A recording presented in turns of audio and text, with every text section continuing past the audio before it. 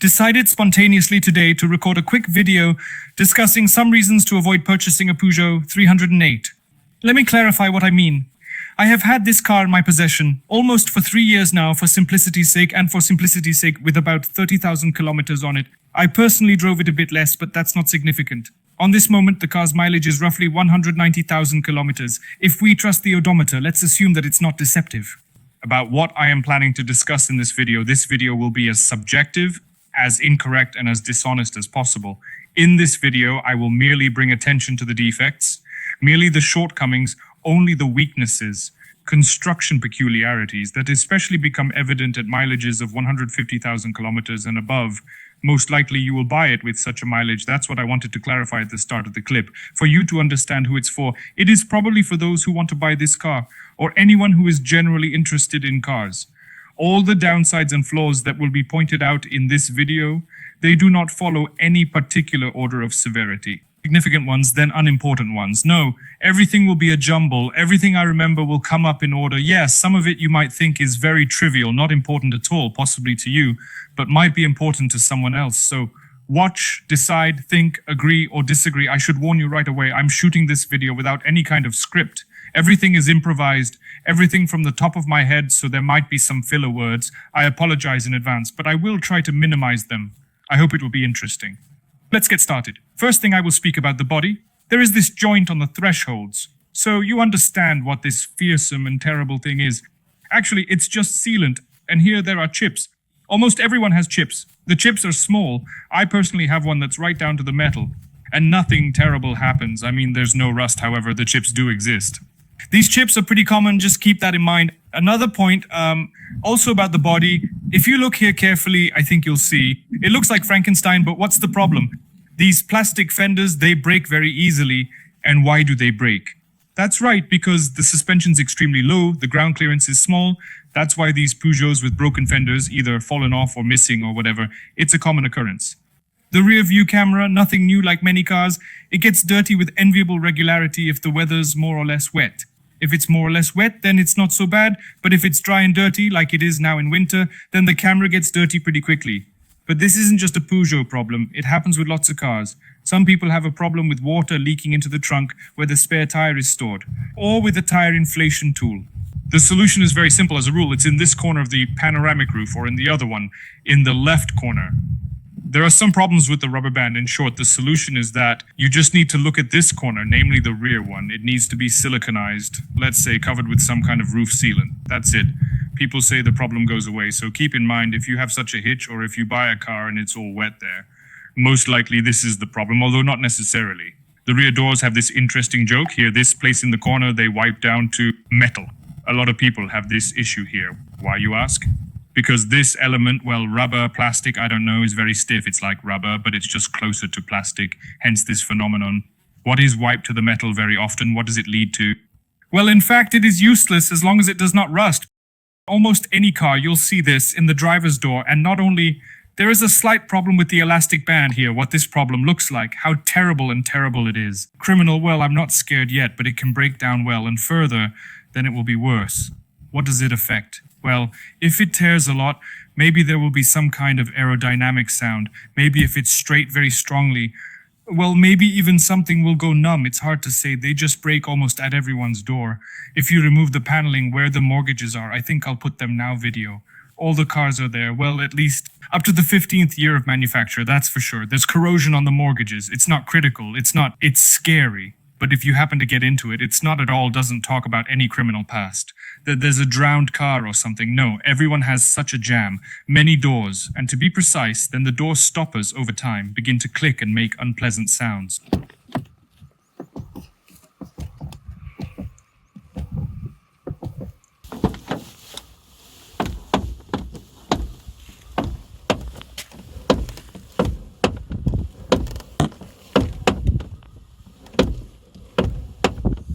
Here this sound is almost cured. I have a video on my channel, although there are also some nuances, but not the essence. But in general, everything crunches much more terrible for people. Also on the body, this is a very common phenomenon. It begins, well, not to rust, but correctly to say swell, because it's aluminum, the hood edge, this edge, it's right at the, this is a very common occurrence. And this again does not mean anything super criminal if you look closely. I can see that it stands out a little bit in color because it bothered me. And it was an eyesore. I cleaned it all up, painted. Well, by and large, the bloating is not to the point of view, which it doesn't. I have a few words about the suspension, which means that the springs burst very often. These front springs, these frankly, well, I would say it is probably even a mass phenomenon. It happens with enviable regularity. And most likely if you bought a car, it's still new, you have intact springs, just prepare yourself. They're going to break on you. I don't know why they're so weak on the 308 Peugeots. Next, there's a problem with the rear suspension, to be exact. It creaks. There's a cheap solution, simply pouring oil in there, but that's not the point. Specifically, it creaks in this place, specifically this rear beam.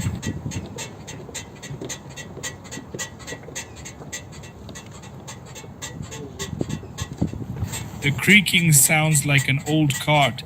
Terrible, unpleasant. Again, the solution is cheap and inexpensive. Up front, there's the so-called bottom plug, or more correctly, the drainage. I hope now you'll see it. It falls off rather regularly. I won't be surprised if it's not in the video. Now it costs about 15 Belarusian rubles. The seating is low. You'll lose them frequently. Buy a few pieces of spares. It's a global problem for all these cars. Specifically 308 Peugeots. It's the low seating position. Mine is slightly modified. I have a video about it on my channel. But that's not the point. If you bought it, it has original springs with the original suspension, then you probably won't have a rear wheel. It looks like it will probably look something like the picture. That's the nuance. That's the main joke. And the catch, the springs are very soft. So if simply two adults sit in the back, I'm not talking about you overload the boot. Simply two adults, it sinks insanely. It is already low. If there's someone else is seated, well, that's just trash. It's awful, it's sad, it's mournful, and it's offensive. But as it is, the rear springs sag really heavily. Well, another issue with this suspension, this is that it is very easy to break through on potholes, you might say. Any suspension breaks through on potholes. What is the drawback and the punchline? And the punchline is that it breaks through on relatively small potholes, even, let's not say it this way, where some other average car, there, for example, a Golf or something else, well, let's not deviate from it there, where an average car, its suspension doesn't break through on a pothole. This one does. Unfortunately, easily punctures, right to the point it makes an unpleasant noise. The trunk of this car, just so you know, for those who don't know, is exactly at the bottom. This bucket, it's plastic or maybe made of some kind of composite material. I don't want to offend anyone. That's not the point. What's the downside? On one hand, it's fantastic. It won't rot. It's lightweight. All of that is very excellent and good. But on the other hand, if you unfortunately run into something in the woods, like some snag, stump or root, there's a very high chance it will break, burst, crack or something like that. I mean, it's not metal. It won't bend. The second point about the trunk, look, it has a floor. Great. It opens, raises. Wonderful. The problem is that the back part of this entire floor lifts up where you could, in principle, put a ton of different stuff around the factory. I upgraded the trunk a bit. There's a video on the channel. If you're interested, take a look. It helps out a lot. This thing conveys what I did, but that's not what the story's about. The story is about what if all of a sudden you need to either get a spare tire or put something in there. You'll then experience that I have a trunk in this form. It will be as vividly displayed as possible, but it's really inconvenient to lift the whole thing, meaning you have to lift everything. Like, for example, in my old Opel, this floor, it was divided into two parts. If you had to lift, you first lift one part. If absolutely necessary, you'd lift two. And as a general rule, this front part of yours, it would, well, almost always be free. If you don't load anything, the back part is loaded. And it's always easy and convenient to lift. Nothing would roll around. While here you have to lift the entire plane. It can be annoying at times. Another problem with the trunk. Basically, it stems from this. If you need to fill up AdBlue. Oh, even now I can't get into it. In short, the lid is located right here. you need to bypass the first issue, which is that it's all inconvenient. You have to lift it somehow. There is, of course, a hook here that you can hook it all to. But when the trunk is loaded, it's all not so convenient and not so wonderful. The second issue, you have a high probability of pouring this blue somewhere. It splatters. The lid is located. Well, roughly about here you raise the floor. There is a lid, meaning you can pour something here, splash it here. It is inconvenient. In fairness, it should be noted that in the new Peugeots already, which are in restyling, the filler neck is located here where it should be. In old cars before restyling, like mine, the lid is in the trunk. The same joke in the Citroën C4 Grand Picasso? Not very convenient. As for the salon, there's one feature that really pisses me off. It's the windshield wiper. What's the big deal? Now, I'll show you a video of the wiper working. Especially in the city, it's very noticeable. You constantly have a droplet dripping, and this droplet is right in the middle of your view. That's you're driving. Press the wiper. It does its thing, sweeps all the dirt. Everything's good. Then this droplet drips smoothly. You press the wiper again. It removes this droplet. Another one starts dripping, but it's smaller. Need to press a third time. It really ticks you off. Naturally, on the highway, there's none of this. But in the city, it kind of becomes tense. Next drawback, it really annoys me, really ticks me off.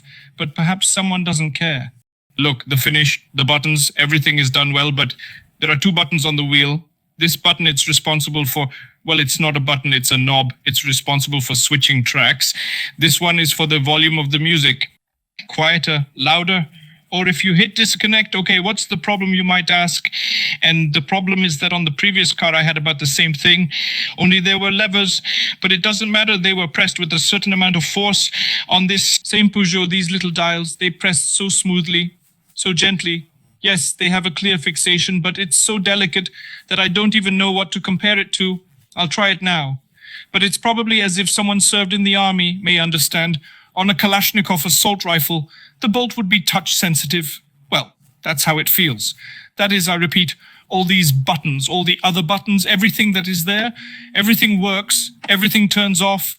All these buttons, with the necessary force, everything is fine. There is cruise control. This all turns on gorgeously. They are so delicate. They are so smooth. Well, it really gets on my nerves. Another one.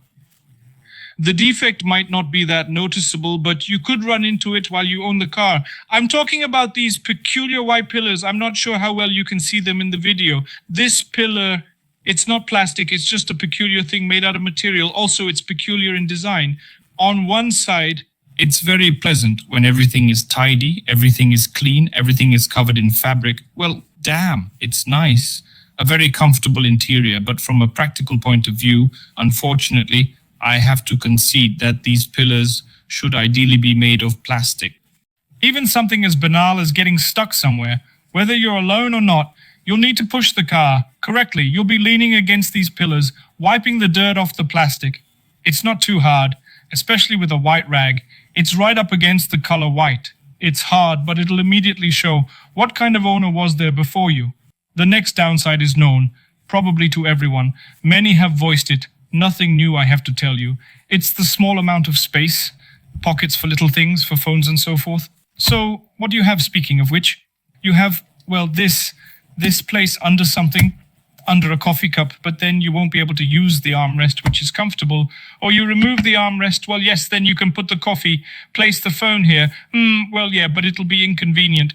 According to this length, yes, practically nothing can fit here, only something very small. So you have in total this pocket here, and that's about it. That's all, yes. If you have an automatic transmission, you'll have another compartment here because of your handbrake, which will be electric. Well, there's a pocket here. But it's awkward to use because of your elbow being there. That is, it's often inconvenient to use. You put something down and it just lays there. Yes, it's constantly inconvenient, so there's no room at all.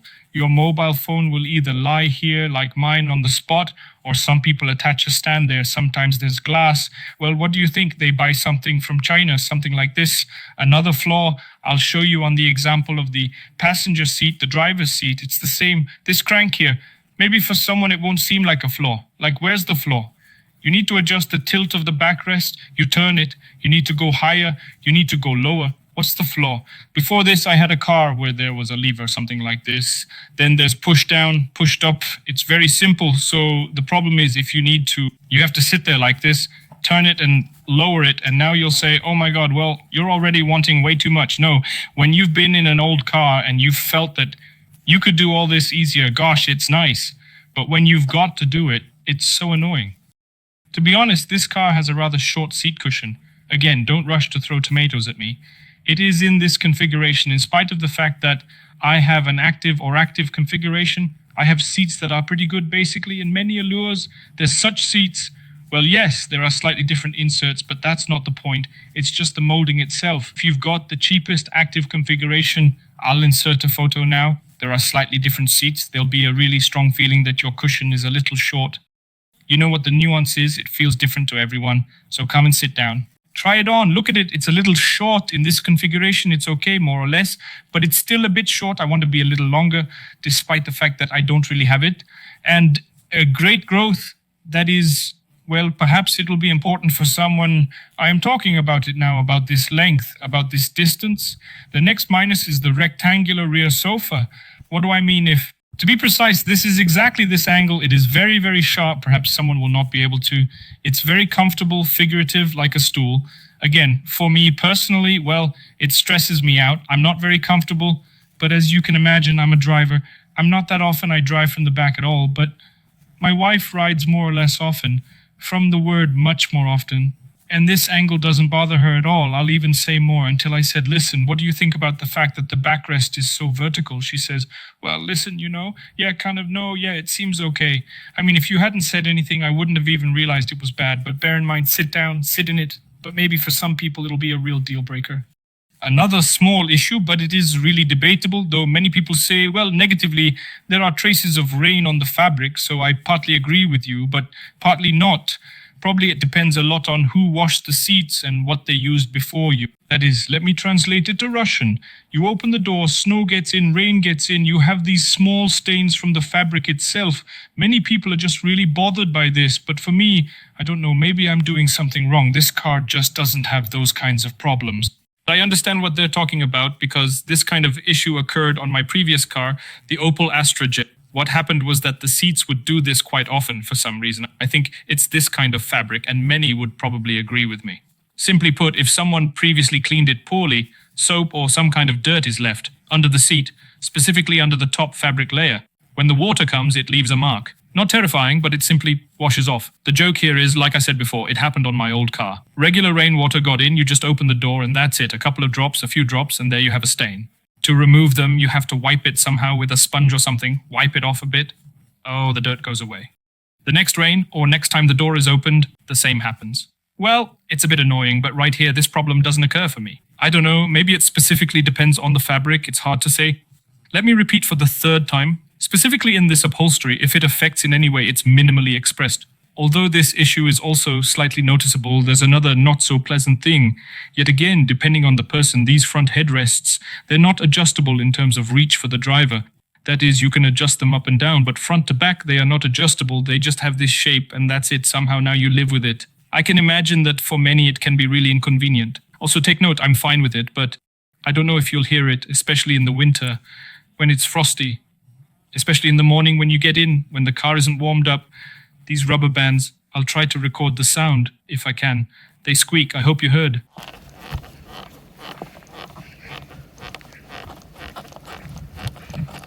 think a lot of cars have this problem, but it's also pronounced here.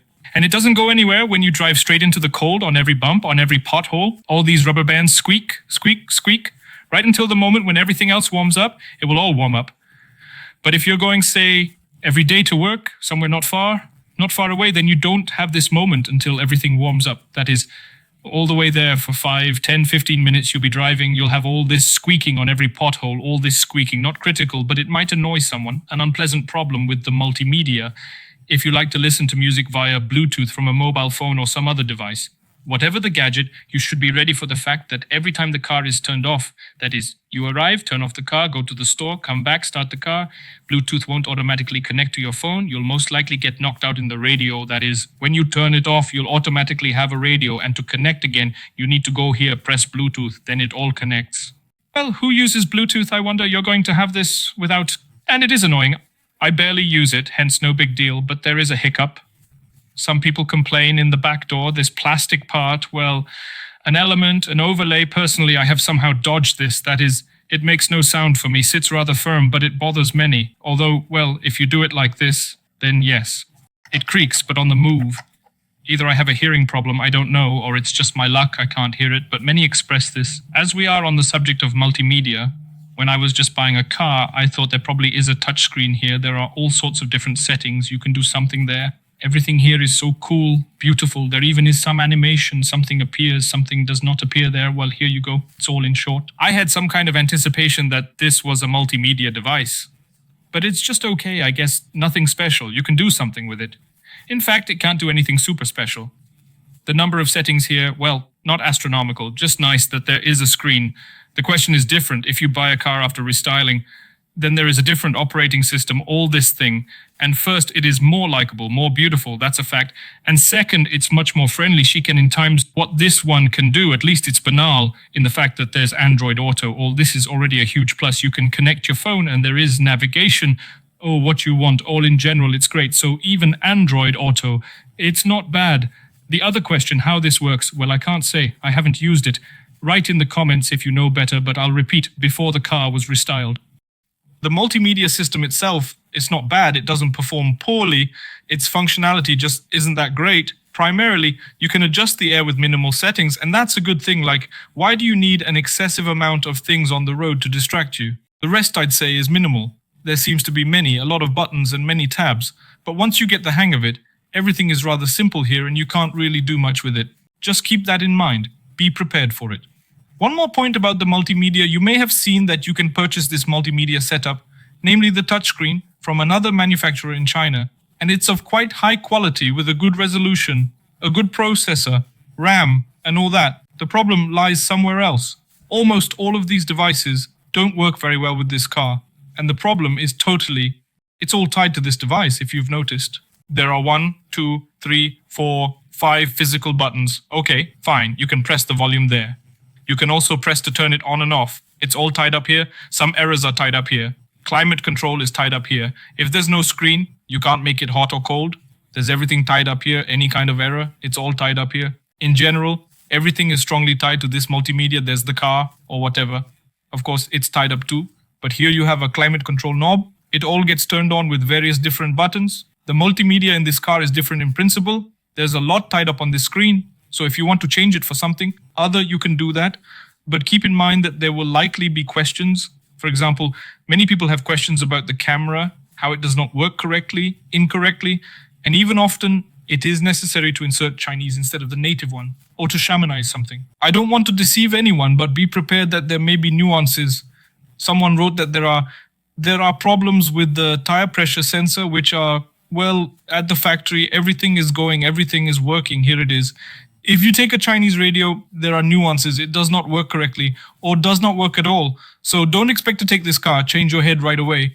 Well, this one, as they say, everything will be fine. Most likely there will be no simple configurations. The dynamics in the doors, that speaker, that upper, well, the very top is still half the trouble. Here is the bottom straight, which is medium average. Yes, there are good configurations and there are enough of them where the sound is good, just decent, everything is fine with it. But there are a lot of them, cars, particularly in budget trims where the sound is, well, pretty run of the mill. Don't get mixed up with the idea that the vast majority of cars, generally, they don't install high-end sound systems. I beg to differ. I've had a lot of cars before, like the Volkswagen Vienta, the Astra G and the Opel Astra J. All these models were not top tier. Still, their base and standard sound systems were significantly better than the base and standard sound system in this Peugeot, which really took me by surprise. I installed a different sound system here if you're interested. The video is on my channel. The next downside, well, truthfully, it isn't exactly a downside. It's more of a quirk, especially likely for those buying this car. If you happen to encounter issues with the functioning of the fan, there's noise, it doesn't work properly, there's some irregularity, something you're not happy with, and the seller goes, oh no, actually, everything's fine with it, back and forth. Just keep in mind that replacing this passenger compartment fan, even to repair it, is a really painstaking job. For these cars with high mileage, there are moments where these fans start to die out a little. It's not a massive trend, not like something criminal, but I'm just saying more for those who are buying. If there are any suspicions that something's not right with the fan, it's not for you. Keep in mind that if you do get it, you'll suffer a little in the sense that the fan itself is expensive, the motor is expensive, it's a pain to take it out. Not every service will take on the whole job, something like that, then another flaw. I don't know how important this is for anyone, but the seatbelt is not adjustable in height. That's very strange because in many even cheaper cars it is adjustable. It's not here. Again, for me personally, if in the summer when I drive in a t-shirt or even a tank top with short sleeves, well, sometimes it gets annoying. You have to adjust it so that it doesn't rub your shoulder, but it really depends heavily on your height, build, how much the seat is raised, not all that. One more point. It concerns the stove and specifically the blowing of the legs. The essence is something like this. Everything works. You can expose everything to the airflow, in the face, in the legs, on the front, somehow combine. It's all great. But the bottom line is that it's right in the foot. Well, not as much as in other cars, not as much as I would like. Communicated with some owners of French cars, they confirm what they say, well, as if this is some kind of peculiarity air conditioning. It's not just that, why? At the same time, this applies to both the driver's seat and the passenger seat. Well, such a feature, if don't write, correct me. Next are the parking sensors. They are very gentle. I talked to some people, well, of which there were also French cars, even others. That's just what everyone agrees. Well, not all, according to at least those with whom I communicated, say that, yes, listen, some kind of gentle ones, parking sensors. What does it mean if it's snowing outside? It's so flabby. Good, beautiful. You can fully drive around the city at a slow speed and your parking sensors will complain. They're always throwing some false alarms. Whether you're just driving on high grass, it's not that high to directly reach the parking sensors. But somewhere here, well, it might just be so high. The sensors on it, on the grass, they complain directly.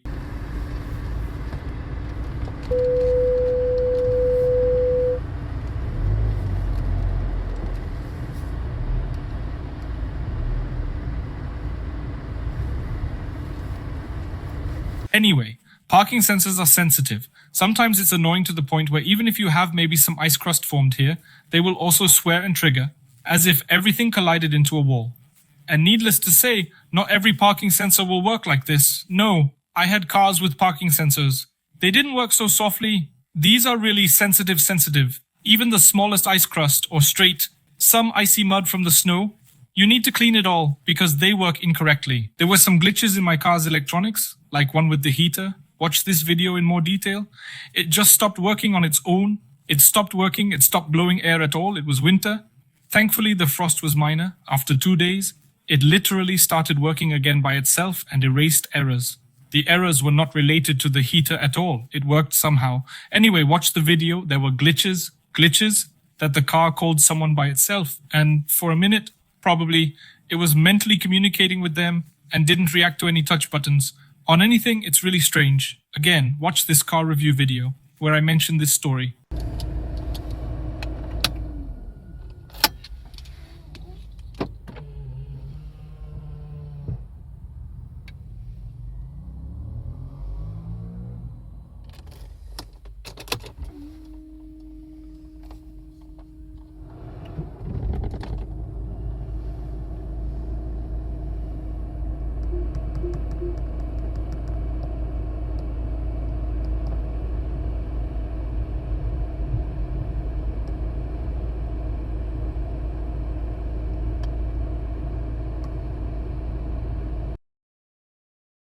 What was that? Interesting trick. There were a couple. When the rear view cameras were turned on, you put it in reverse. The camera got activated. So you shifted into the first gear and moved forward. But the camera kept filming what's behind. So it shoots.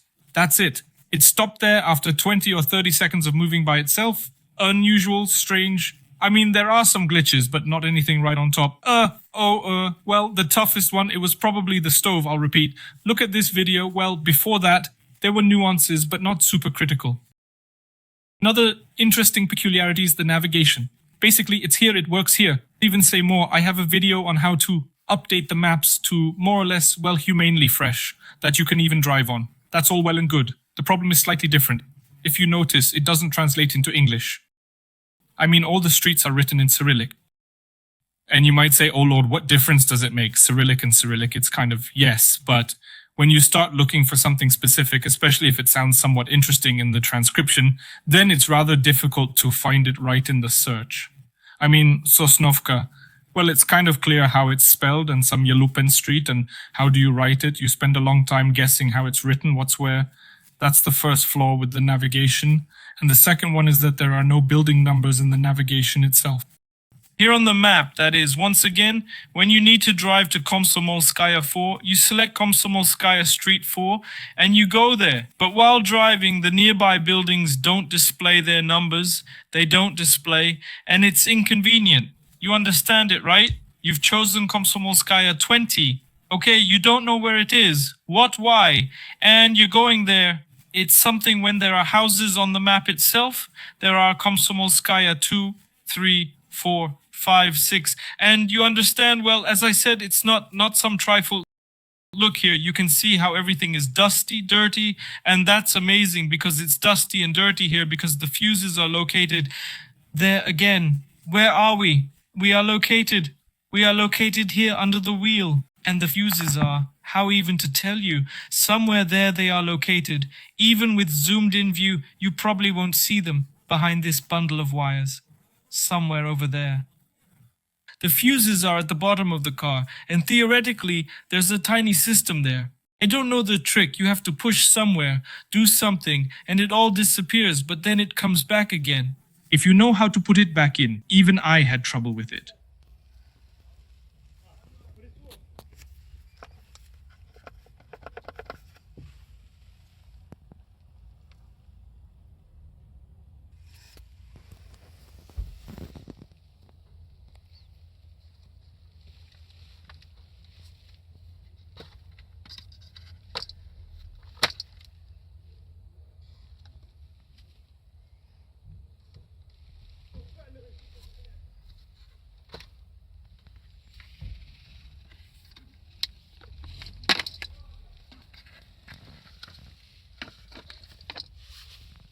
When I needed to look at just one fuse, I decided to check. I must tell you, I cursed a lot, carefully and thoroughly. I don't know, I have no words if something happens to you in bad weather.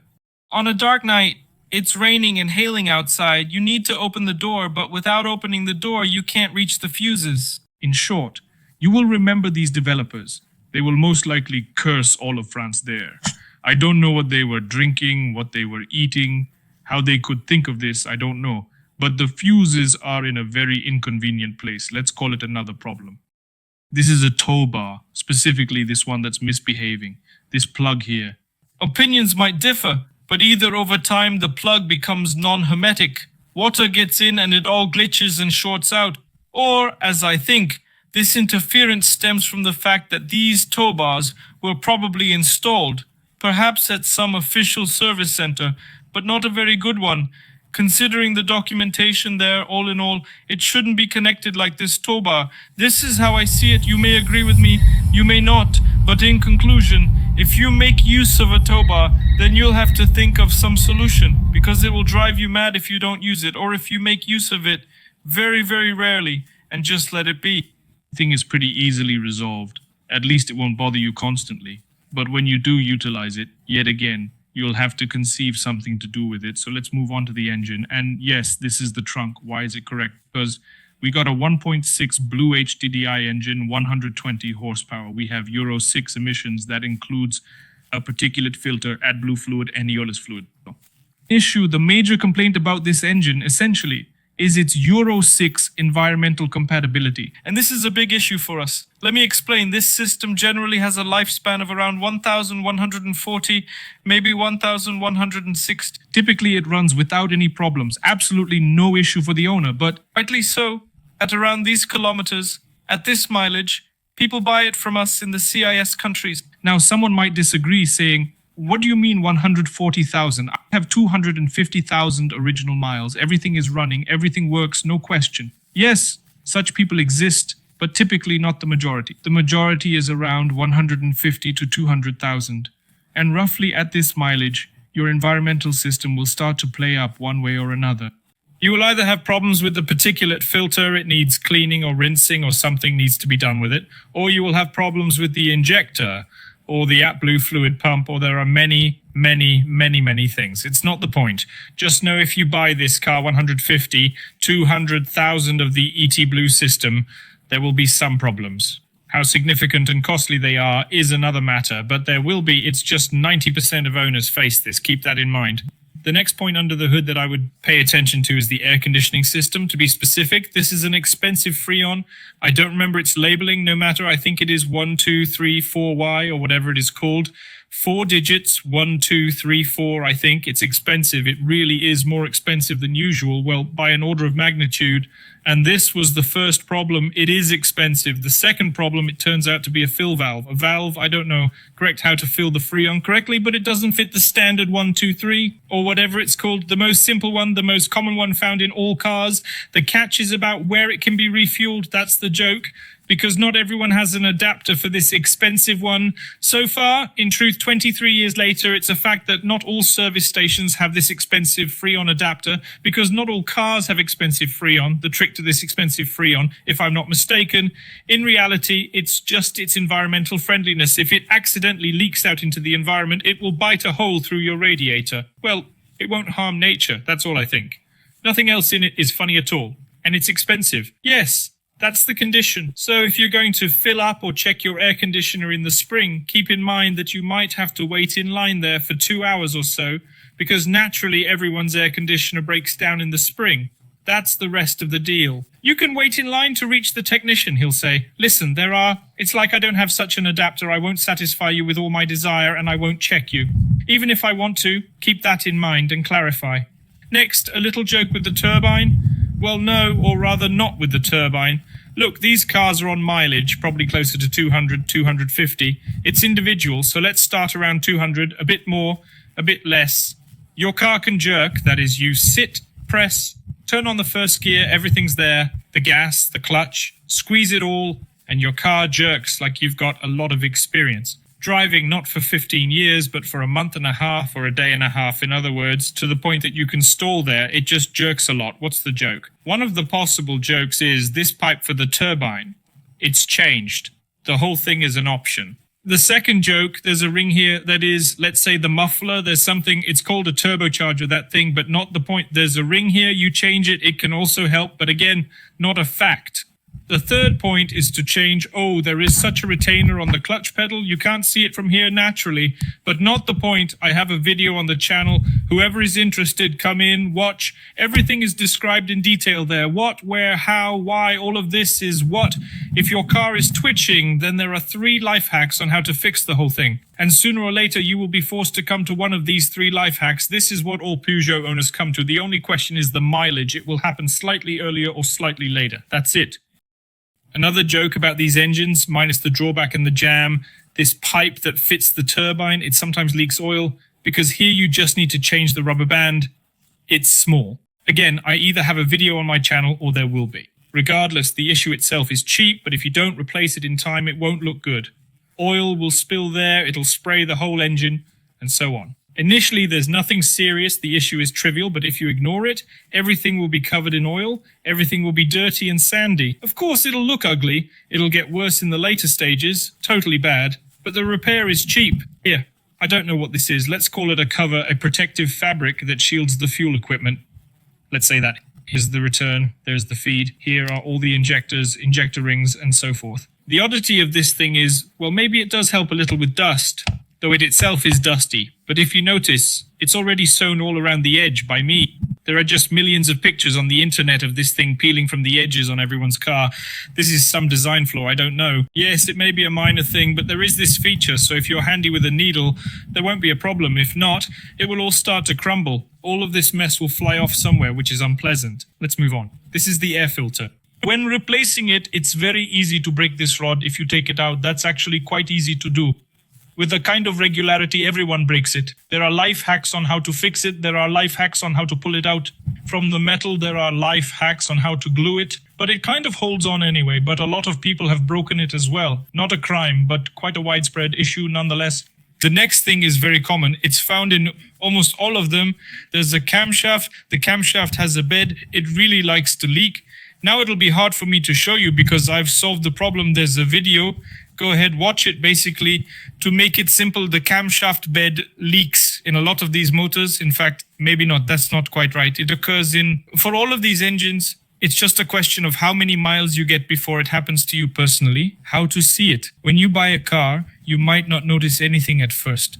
From the front, it's usually the last thing you see, though not always. Here's one place where you might see it early on. It's right here where the injectors are. You need to look down in there as far as you can. If you see any suspicious leaks, either oil or diesel fuel, it can be very clear, or it can be dark. All sorts of different things. If you see some sort of sludge, some sort of grime, with very high likelihood, quite a lot of percentages. This is a camshaft bed. It leaks. What is this? What is this? Where is this? Why are you going through the link? You'll see I've described everything fairly in detail. Another one thing, it seems minor in itself, but if you are not in the know, what is this? Or the other way around. If you are in the know, what is this? But not familiar with the one who sells you, luckily God, here is this air pipe. Listen how it sounds. Well, I think it's quite loud. That's what it's about when driving there. Well, on certain unevenness, or if you switch gears poorly with high vibration of the engine, which makes everything vibrate here, including this pipe. It can sound quite unpleasant from the cabin. And if suddenly someone does not know that, gosh, this unfortunate pipe, you might think something serious is happening. Maybe they even tore something off. Tore out a little defect in the engine. How to treat it? Oh Lord, here's a piece of tape. Some 3-piece tape. Here's a piece of electrical tape fluttering so it doesn't rattle. Still more about extraneous sounds from the engine compartment. If I can show you, there's one interesting little bolt right there. Our wonderful friend, comrade, you just need to twist it. By the way, the bolt might not be there. I don't think I have it. A tank with washer fluid. What's leaking in it? I won't unscrew it now, take my word for it, but if you unscrew this bolt, here, this filler neck, it just takes everything out. There's just a tube that's inserted right into the tank. In this tank, there's, relatively speaking, a hole and a sealing rubber band in it. So this rubber band, it's not that it's completely bad, but as far as I understand, probably over the years, the rubber's more like plastic there. Figuratively speaking, exaggerated. So in normal mode, everything's fine with it. It holds everything. In severe frost, it may not hold up and may leak a bit. It's nothing serious. The solution is to wrap this end tube here, which comes here with either electrical tape or heat shrink. Put some kind of heat shrink on it. The solution is pretty cheap. But if you don't know the solution, there's a snag. You might say, oh no, the coolant tank burst. But actually, this is a common problem. You can note that my coolant level is at minimum. I have a separate video on this. It's sort of a joke to me. I think this is most likely an airlock system. We could discuss this for a long time, but not in this video. I'm saying that the antifreeze can really go wherever it wants, maybe into the heater, maybe into the engine, into the gasket, some pipes or wherever. Why on large mileages? This is again where a car has around 150, 200, 250 or something like that. The cause may be this cap. The valves function poorly. Well, one valve specifically, it doesn't function, which creates excessive pressure in the system, and the system finds the weakest point, the weakest link here in the entire cooling system. Whether it is the radiator, not the radiator, anything really. Basically, if some old dead radiator is the weakest link, it might even burst. There's a problem. So if you suddenly notice that something's off with the fluid, no, it's leaking, the first thing to pay attention to is the cap. Replace the cap with the original one, and most likely everything will be fine. No, perhaps everything will be fine, something like that. Another problem also concerns the antifreeze fluid, that it can leak somewhere. It could be the heat exchanger gasket. As an option, well, let's say among all possible problems, if it's not the cap, where else could it leak? Maybe through the heat exchanger gasket or the thermostat gasket. The thermostat is large, tricky. What's tricky about these gaskets is that you won't see the leak location because the engine is warm. And as soon as the antifreeze is there, it doesn't flow directly out. It slowly disappears. Little by little, the engine is warm. And as soon as your antifreeze leaks through one or the other gasket, again, as an option, it's very common. You just need to check the facts. You won't see it. I went out. Immediately the engine evaporated. That's it. You won't have any loosh or drops anywhere. It's unclear where it goes. Keep that in mind. Next up is the battery. As you can see, I don't have a native one with EFB technology. This isn't the worst option. According to the factory, there's an AGM battery. It If you look at it prices, well, I think you're aware it is expensive. This is what I'm getting at. Most likely, if you buy a car there for 4 or 5 years, somewhere you'll soon have a dud battery, a year, 2, 3, depending on your luck. That's not the point. You'll have a choice either to buy an AGM battery, they are extremely expensive, or to buy, well, at least EFB, it is also a little more expensive than usual. That is, a diesel battery is more expensive. Well, because there the capacity is a little different than in a gasoline one, okay? The second point is that you need, well, at least a used one, or better yet, maybe even AGM batteries can be expensive, so watch out if you're budget conscious. They can significantly increase the price tag of the battery. Driving a battery in this car isn't exactly cheap, much like with many other modern cars, unfortunately. Now, here's a lucky moment. Let me show you something interesting. Take a look at this rubber band. See this one? Yes, this rubber band. It's old and has some cracks. Well, what do you expect? What can you expect from an 8-year-old car? Moving on to here, it's clear that it's evident that something is wrong with it. Let me explain. It's all wet. The material of this rubber band is very interesting and strange. I don't quite know why. In this scenario, the system's pretty much the same.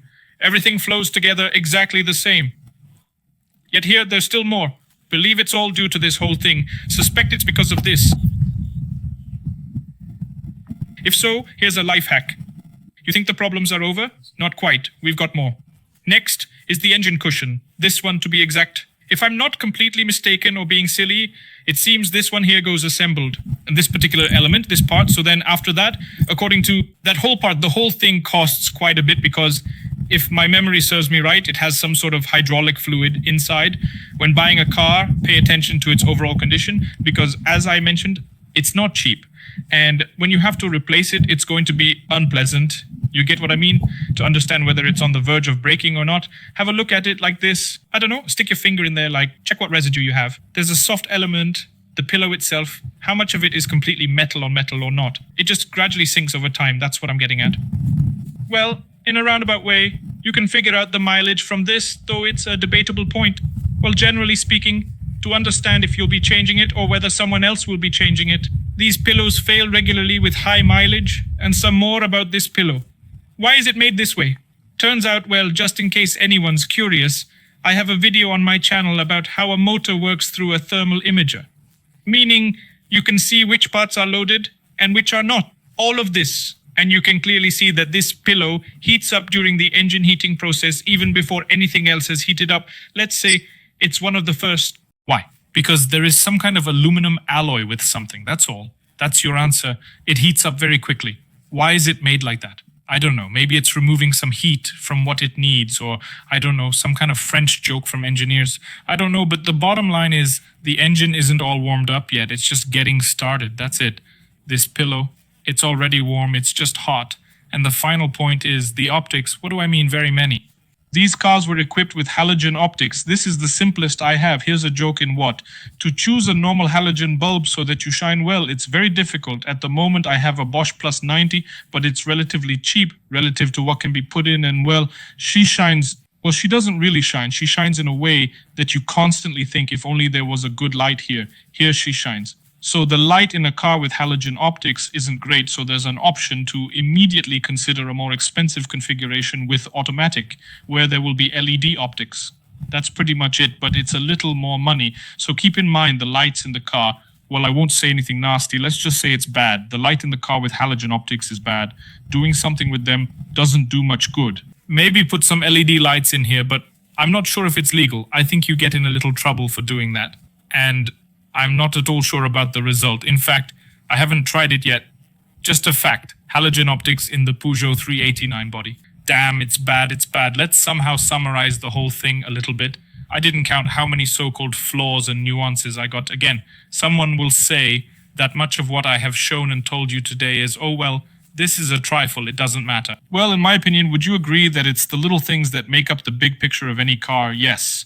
Something from this straight up is not important at all. You can live with. Something for someone will be straight up important. Possible for someone, these are the deciding details. Sorry for the staff's log. Deciding when choosing and buying a car, somehow so.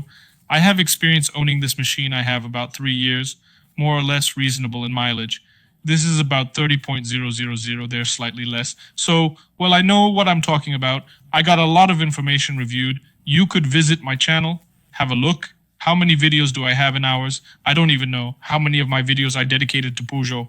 Damn, I know what I'm talking about. Again, if I forgot something slipped my mind. It could be I'm not made of rubber. I'm an ordinary person. I make mistakes. Write in the comments. Agree, disagree. I would be pleased. I will read. I will listen. If so, maybe even somehow add to the whole thing. That's it. Thank you all for watching. Subscribe. Bye, everyone.